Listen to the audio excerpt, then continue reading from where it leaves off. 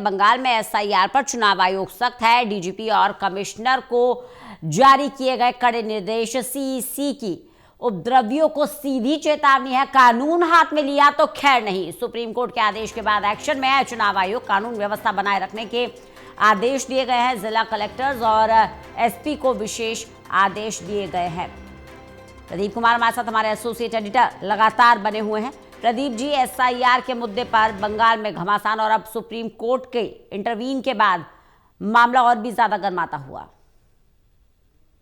देखिए, बंगाल में चुनाव ज्यादा दूर नहीं है। एसआईआर को लेकर जिस तरीके से राजनीतिक घमासान, ममता बनर्जी का विरोध और इसको लेकर बिहार में जिस तरीके से वोट काटे गए, बंगाल में भी ये काम पूरा नहीं होने दिया जाएगा। इसको लेकर एक राजनीतिक विवाद बना हुआ है जो संघर्ष में तब्दील हो गया है। जगह जगह एसआईआर टीम को लेकर जो यहाँ पर उनको निशाना बनाया गया है, इसको लेकर जो टिप्पणी आई कोर्ट की और उसके बाद एसआईआर प्रक्रिया को लेकर जो दिशा निर्देश सीधे तौर पर जारी किए गए हैं चुनाव आयोग की ओर से, उसमें संबंधित अधिकारियों पर कड़ी कार्रवाई की चेतावनी दी गई है और ये नोट भेजा गया है सीधे तौर पर प्रशासन को और उनको जवाबदेह ठहराया जाएगा अगर यहाँ पर आम लोगों को टारगेट किया जाता है या उनको उनके हितों के साथ खिलवाड़ किया जाता है। एसआईआर की प्रक्रिया में कोई रुकावट आती है तो इसको लेकर जवाबदेही प्रशासनिक तौर पर बनेगी और इसलिए ये बाकायदा चिट्ठी भेजी गई है चुनाव आयोग की ओर से। केंद्रीय चुनाव आयोग ने इसमें सीधे तौर पर पश्चिम बंगाल के डीजीपी, कोलकाता के पुलिस कमिश्नर